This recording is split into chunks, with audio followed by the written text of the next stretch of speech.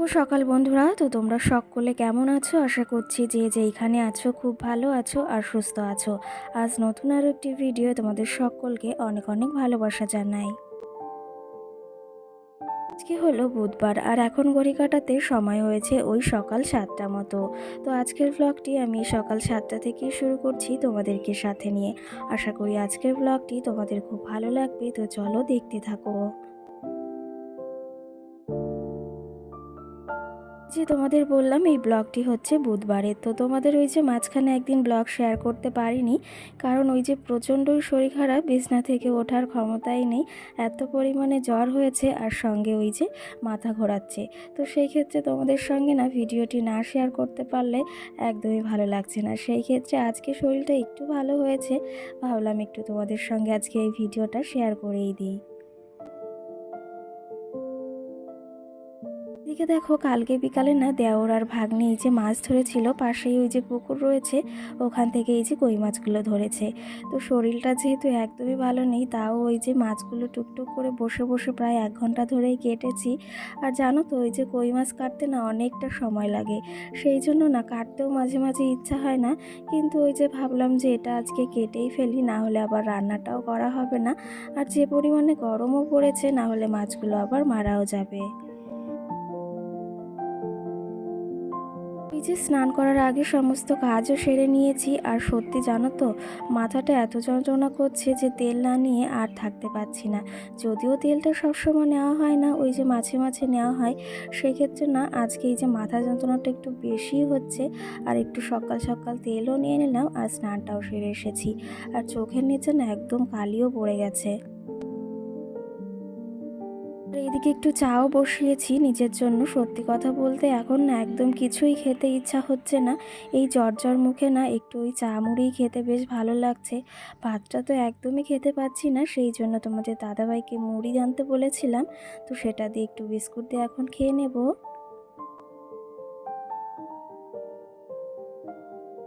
ওই যে কালকে না ওষুধ এনেছিল তোমাদের দাদাভাই, সেটা খেয়ে অনেকটা জ্বর কমেছিল।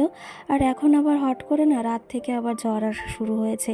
এই যে দেখছি না, ওই যে ওষুধটা খাওয়ার পর জ্বরটা একটু কমছে, আবার ওষুধের যখন ওই যে ধাঁচটা কমে যাচ্ছে না, তখন আবার সেই জ্বরটা আসছে।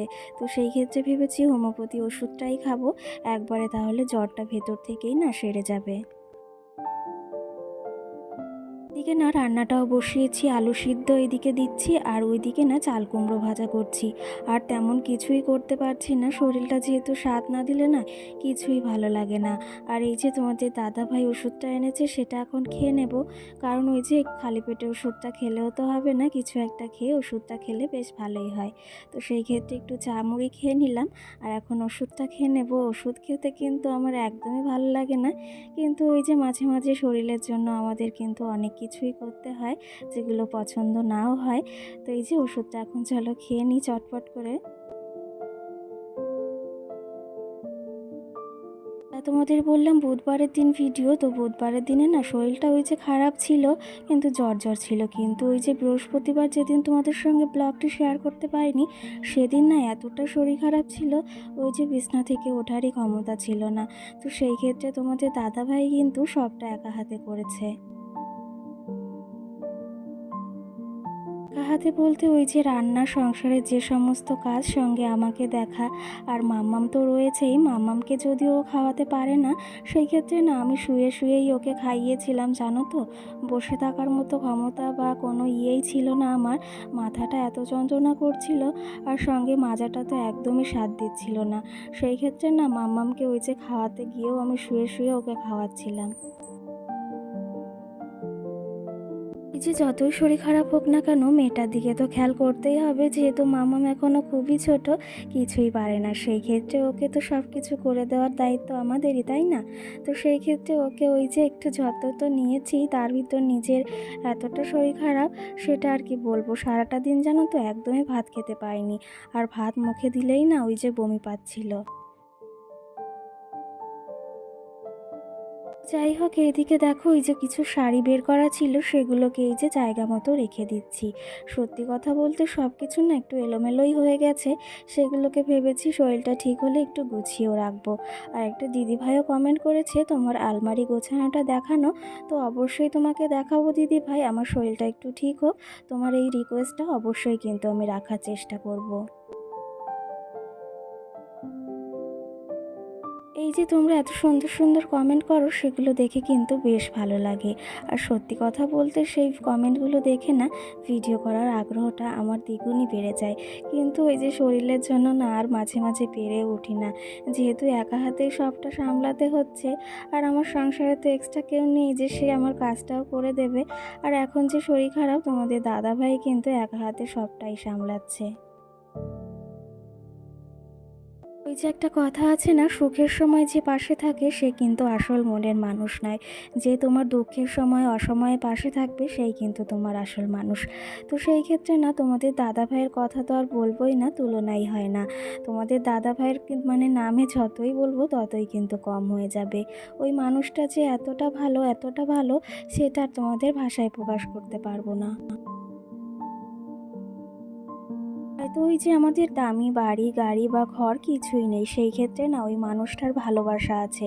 আর একটা মেয়ে হয়ে একটা স্বামীর এইটুকু চাওয়ার থেকে আর বেশি কিছু চাওয়ার থাকেই না। একটা মেয়ে চায় একটা স্বামী তাকে খুব যত্ন করে আগলে রাখুক। আর সত্যি কথা বলতে টাকা পয়সা তো দরকার অবশ্যই, কিন্তু ওই যে পাশের মানুষটার ভালোবাসাও কিন্তু আমাদের খুবই প্রয়োজন। অসময়ের সময় যদি সে পাশে না থাকে তাহলে ওই যে ভালো সময় পাশে থেকে কী বা লাভ বলো। তো যাই হোক, এইদিকে এখন এই যে টেবিলটাকেও একটু মুছে নিচ্ছি। জানো তো ওই যে এত পরিমাণেই ধুলো হচ্ছে, কারণ কি জানো তো উঠানে প্রচুর পরিমাণেই ধুলো হয়েছে। সেই ক্ষেত্রে না একটু গোবর মাটি না দিলে হচ্ছে না। আর ওই যে উঠানটা ঝাড় দিলেই না ঘরে প্রচুর পরিমাণে ধুলো চলে আসছে। তো সেই ক্ষেত্রে না ভেবেছি শরীরটা ঠিক হলে একটু উঠানে আবার গোবরটা দেবো। এদিকে এই মানি প্ল্যান্ট গাছগুলো একটু মুছে দিলাম, ওতেও না প্রচুর পরিমাণে ধুলো পড়েছিল। আর এদিকে শিকড়গুলো দেখো কতটা বড় হয়ে গেছে। জলটা দেখছিলাম যে ভালো আছে কিনা, জলটা ভালোই রয়েছে। তো সেই ক্ষেত্রে আবার গাছগুলোকে বসিয়েও দিলাম। কালকের ভিডিওতে একটা দিদিভাই কমেন্ট করেছিল যে মানি প্ল্যান্টের পাথরগুলো কোথা থেকে এনেছো। তো সেই ক্ষেত্রে সেই দিদিভাইকে বলতে চাই মানি প্ল্যান্টের পাথরগুলো আমার ভাগ্নে না আমাকে এনে দিয়েছিল। ওই যে যখন বাড়িতে মাছ ছিল, তো সেই মাছগুলোর ভেতর না ওই পাথরগুলোকে রাখা হয়েছিল। এক্ষেত্রে না আমি জানি না কোথা থেকে এনেছে, কিন্তু এটুকু বলতে পারি ওদের বাড়ির ওখানে কোথা থেকে এনেছে। আর সঙ্গে কিন্তু আরও কমেন্টও এসেছে। তো ওই যে কমিউনিটিতে পোস্ট করেছিলাম যে শরীরটাও ভালো নেই, সেই ক্ষেত্রে অনেকেই কমেন্ট করেছে দিদিভাই তাড়াতাড়ি সুস্থ হয়ে যাও। তো তাদেরকে অসংখ্য ধন্যবাদ যে আমাকে এতটা ভালোবাসার জন্য আর আমার ভিডিওগুলোকে এতটা ভালোবাসার জন্য। সত্যি কথা বলতে তোমাদের এই কমেন্টগুলো দেখে না আমাদের না ভিডিও করার আগ্রহটা আরও দ্বিগুণই বেড়ে যায়। তো সেই ক্ষেত্রে কমেন্টগুলো পড়তেও বেশ ভালো লাগে, আর রিপ্লাই দিতে তো আরও বেশি ভালো লাগে। তো যাই হোক, প্রতিদিনের মতো আজ ওই কথাটি বলবো, যদি তোমাদের আমার ভিডিওগুলো ভালো লেগে থাকে তাহলে অবশ্যই লাইক কমেন্ট করে আমার পাশে থেকো। আর যদি আমার চ্যানেলটিকে সাবস্ক্রাইব করতে ইচ্ছা হয় অবশ্যই সাবস্ক্রাইব করে পাশে থাকা বেল আইকনটিও প্রেস করে দিও। আর আমার যে সকল বন্ধুরা অলরেডি এই কাজটি করে রেখেছো তাদেরকে অসংখ্য ধন্যবাদ জানাই আমার পাশে থাকার জন্য। আর এদিকে দেখো টেবিলটাকে কিন্তু সুন্দর করে গুছিয়ে নিয়েছি, কেমন লাগছে অবশ্যই কিন্তু জানিও।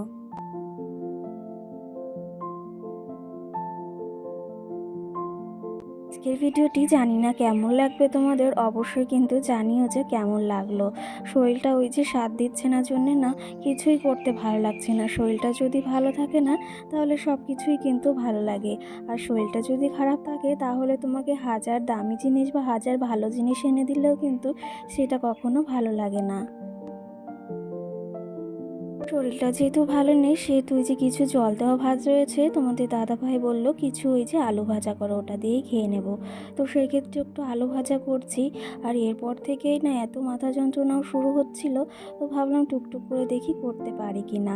আর এর ভেতরে ওই যে আবার মিক্সারটাও একটু মোছার চেষ্টা করছিলাম। কি জানো তো, প্রচুর নোংরাও হয়েছে, অনেক দিন ধরে মোছাও হয় না আর পরিষ্কারও করা হয় না। ওই যে মিক্সারটা পরিষ্কার করার সময় থেকে না প্রচণ্ড মাথা যন্ত্রণাও করছিল। আর ভাবছিলাম যে ঠিক হয়ে যাবে, ঠিক হয়ে যাবে, কিন্তু ওই যে যত সময় যাচ্ছে ততই না আরও শরীরটা বেশি খারাপ করছে। মনে হচ্ছে ওই যে দাঁড়িয়েই থাকতে পারছি না এক জায়গায়। কিন্তু ওই যে কষ্টে মষ্টে মিক্সারটা একটু পরিষ্কার করেই নিয়েছি। আর এদিকে দেখো পুরোপুরি পরিষ্কারও হয়ে গেছে, আগে না প্রচণ্ড নোংরাও হয়েছিল। এদিকে যে আলু ভাজাটাও হয়ে গেছে, এরপর থেকে না আর কিছুই শেয়ার করতে পারিনি, কারণ ওই যে শরীরটা আর সাথই দিচ্ছিল না। তো যাই হোক, এইদিকে আজকে ব্লগটি এখানেই শেষ করব। কেমন লেগেছে অবশ্যই জানিও। সকল বন্ধুদের টাটা।